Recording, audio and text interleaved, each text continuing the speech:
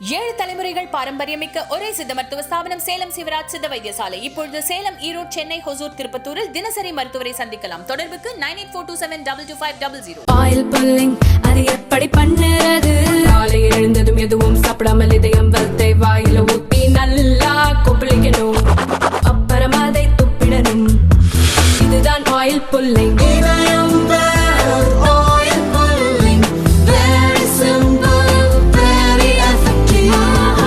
நேர்களே வணக்கம், இது சாணக்கியா. நான் உங்கள் அருண். இன்று நம்மோடு டெல்லியிலிருந்து மூத்த பத்திரிகையாளர் டெல்லி ராஜகோபாலன் சார் இணைந்திருக்கிறார். இந்த வார டெல்லி லீக்ஸில் என்னென்ன சொல்ல இருக்காருன்னு வாருங்கள் கேட்டு தெரிந்துக்கொள்ளலாம். வணக்கம் சார். நமஸ்காரம் நமஸ்காரம் நமஸ்காரம் நமஸ்காரம் சார். நவ் டெல்லி லீக்ஸ் நாம் ஆரம்பித்தோம், பிரபலமாகிவிட்டது. பல நேயர்களுக்கு நான் என் நன்றி தெரிவித்துக் கொள்கிறேன். பலர் வாழ்த்து தெரிவிக்கிறார்கள், பலர் இன்னும் முன்னேற வேண்டும் என்று சொல்லுவது யோசனைகளை செல்கிறார்கள். அந்த யோசனைகள் எல்லாம் ஏற்றுக்கொண்டு இந்த வாரத்திலிருந்து 3 மினி லீக்ஸை நான் சொல்ல ஆசைப்படுகிறேன். அந்த 3 மினி லீக்ஸும் இந்திய அரசியலை கரைத்து குடித்து அதிலிருந்து வரக்கூடிய சாராம்சம். நான் பற்பல பத்திரிகைகளை படித்து இந்தி, தெலுங்கு, தமிழ், ஆங்கிலம் மற்றும் தொலைக்காட்சிகள் எல்லாம் வரக்கூடிய சாராம்சத்தை சுருக்கமாக நம் சாணக்கிய நேயர்களுக்கு மினி டெல்லி லீக்ஸ் என்று சொல்ல ஆசைப்படுகிறேன். 1, நரேந்திர மோடிக்கு சோதனை காலம் வந்துவிட்டது. ஏன்? வக்ஃப் போர்டை பில்லை அவர்கள் பிப்ரவரி மாதம் 24, 25ஆம் தேதி லோக்சபாவிலும் ராஜ்யசபாவிலும் பாஸ் செய்ய வேண்டும் என்று துடித்திருக்கிறார்கள். அதற்கு லக்னோவில் சென்று ஜெகதம்பிகா பால் என்று சொல்லக்கூடிய வக்ஃப் போர்டினுடைய லக்னோவில் சென்று யோகி ஆதித்யநாத்துடன் சேர்ந்து பேசிக் கொண்டிருந்தார். அது 14வது கூட்டம். அது 14 முதலமைச்சர்களையும் 14 தலைவி சென்று பேசிவிட்டு வந்து விட்டார்கள். அதில் உத்தரப்பிரதேச அரசாங்கத்தின் மூலமாக குறைந்தது 1,40,000 ஏக்கர்கள் எப்படி வக்ஃப் போர்டிலிருந்து உத்தரப்பிரதேச அரசாங்கம் திரும்பி பெற வேண்டும் என்று துடித்துக் கொண்டிருக்கிறது. அதன் மூலமாக hospital, schools, road, highways, hotels, private group housing societies, வீடுகள் எல்லாம் கட்டலாம் என்று சொல்லுகிறார்கள். இதில் பூ மாஃபியா என்று சொன்னால் நில ஆக்கிரமித்திருக்கிறவர்கள் கூடிய மாஃபியா. பூ என்றால் நிலம் என்று ஹிந்தியில் அர்த்தம்.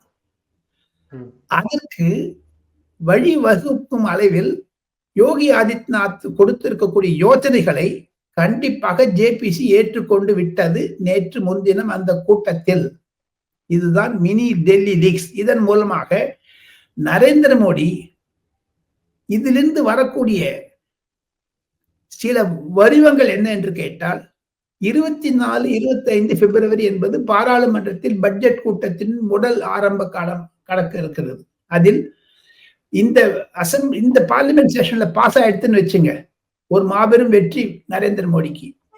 இதுல சந்திரபாபு நாயுடு, நிதிஷ்குமார் இவங்கெல்லாம் அவனுடைய நிலைப்பாடு எப்படி இருக்கும்? அதையும் தவிர சில பேர் கதவை தட்டுறாங்க, என்டிஏக்கு நான் சேர்றேன் அப்படி, கேன் ஐ கம் இன் அப்படின்னு. உத்தவ் தாக்கரே, சரத்பவார் போன்றவர்கள்லாம் அந்த ஓட்டு வந்துருச்சுன்னா நிச்சயம் பாஸ் ஆயிடும் பார்லிமெண்ட்ல. ஆனால் முஸ்லிம் வாக்காளர்களுக்கு பெருமையாக கொண்டிருக்கக்கூடிய பெரும்பான்மையா இருக்கக்கூடிய காங்கிரஸ் வெளிநடப்பு செய்தாலும் ஆச்சரியப்படுவதற்கு. ஆனால் லோக்சபாவில் அப்படி செய்துட்டு ராஜ்யசபாவில் வெளிநடப்பு செய்யாமல் இருக்க முடியாது அவர்களால். இது கான்ஸ்டிடியூஷன் அமெண்ட்மெண்ட் பில்லு. அதனால வெளிநடப்பு செய்ய முடியாது. ஓட்டு வங்கி தான் முக்கியம் பாராளுமன்றத்தில். அதில் நரேந்திர மோடி வெற்றி பெறுவாரா இல்லது காலதாமதமாக இருக்கும்? ராஜா கடிதம் போட்டு இருக்கிறார், இந்த அறிக்கையை அடுத்த வருடம் தான் தர வேண்டும் என்று. அதையெல்லாம் ஒட்டு வைத்து பார்த்தால் நரேந்திர மோடிக்கு கண்டிப்பாக இது ஒரு கிரைசிஸ். ஆனால் நான் தெரிந்த நரேந்திர மோடி எந்த கிரைசிஸையும் தனக்கு ஆப்பர்ச்சுனிட்டியா கன்வெர்ட் பண்ணிக்கக்கூடிய திறமையை கிடைத்த ஒரே ஒரு அரசியல்வாதி நரேந்திர மோடி ஒருவர் தான். இரண்டாவதாக மினி டெல்லி லீக்ஸ், ஸ்மிருதி இரானியினுடைய எதிர்காலம். பாஜகவில் ராகுல் காந்தியிடம் இருந்து தோற்று போன ஸ்மிருதி இரானி டெல்லியில் பல தலைவர்களை பார்த்து தனக்கு பதவி வேண்டும், பதவி வேண்டும், ராஜ்யசபா வேண்டும் என்றுதான் கேட்டார்கள். ராஜ்யசபா கொடுக்கவில்லை. அமித்ஷா, நரேந்திர மோடி சேர்ந்து கொண்டு அதில் பல பிரச்சனைகள் இருக்கின்றன. தினேஷ் திரிவேதி என்று சொல்லக்கூடிய திரிணாமுல் காங்கிரஸ் இருந்து வந்தவருக்கு இன்னும் பதவி தரவில்லை ராஜ்யசபாவில். அவர் 5 வருஷம் பதவி இருந்ததுங்க. அதை விட்டுட்டு வந்தாருங்க. அவர் பிஜேபியில் சேர்ந்தார். அவருக்கு பதவி தராதிருக்க வழியில் ஸ்மிருதி இராணிக்கு இல்லை என்று சொல்லிவிட்டார். ஆனால் ஒரு புதியதாக நேற்று முன்தினம் பிரதமர் நூலகம் ஒன்று இருக்கிறது. பிரைம் மினிஸ்டர்ஸ் மெமோரியல் லைப்ரரி என்று, PMML என்று. அது தீன்மூர்த்தி பவனில், ஜவஹர்லால் நேரு பவனில் இருந்தது முதல். இப்பொழுது அதை எடுத்து வேறு இடத்தில் மாற்றி விட்டாங்க. அதற்கு பிரதமர் தான் தலைவர். அந்த பிரைம் மினிஸ்டர்ஸ் மெமோரியல் லைப்ரரி, அதில் அனைத்து பிரதமர்களுடைய புத்தகங்கள், கட்டுரைகள், Vajpayee, I. K.. Gujral, Chandrasekhar, PV Narasimha Rao, doctor மன்மோகன் சிங், நேரு, இந்திரா காந்தி, ராஜீவ் காந்தி போன்ற பிரதமர்களுடைய நூல்கள், பேச்சுகள், அதையெல்லாம் அலசுவதற்காக ஒரு 100 பேர் கொண்ட அந்த ஒரு அமைப்பு, அதற்கு ஒரு மேனேஜிங் கமிட்டி என்று இருக்கிறது. அதில் ஸ்மிருதி இரானி போட்டிருக்காங்க. ஏன்னு கேட்டீங்கன்னா 2009ஆம் வருடம் மீண்டும் 2வது முறையாக UPA வந்த பிறகு ஒரு 85 டப்பாவை தூக்கின்னு போயிட்டாங்க சோனியா காந்தி அந்த பிரைம் மினிஸ்டர் மெமோரியல் லைப்ரரியில இருந்து. அதுல நேரு மெமோரியல் லைப்ரரி என்று சொன்னால் நேரு மவுண்ட் பேட்டனுக்கும் மவுண்ட் பேட்டன் உறவு துணைவியாருக்கும் இருந்த காதல் கடிதங்கள், சர்தார் வல்லபாய் பட்டேலை எதிர்த்து இருந்த காதல் கடிதங்கள், ராஜாஜியுடன் மோதிய கடிதங்கள், காமராஜுடன் எழுதிய கடிதங்கள் மற்றும் நேரு அவர்கள் ராஜேந்திர பிரசாதை ஜனாதிபதி ஆக்கக்கூடாது என்று எழுதி ஆக மொத்தம் 4500 கடிதங்கள் 85 டப்பாவில் இருக்கின்றன. அதை அம்மையார் எடுத்துக்கொண்டு போயிட்டாங்க.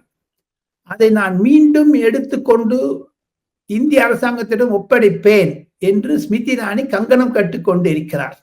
இதுதான் மெனி டெல்லி லீக்ஸ். இது வேற எந்த சேனலையும் சொல்ல மாட்டாங்க. நான் காரணம் அனைத்தையும் புரிந்து கொண்டதனால் அதை சுளையாக தங்களுடைய நேயர்களுக்கு சொல்லுகிறேன். Mini Delhi leaks 3.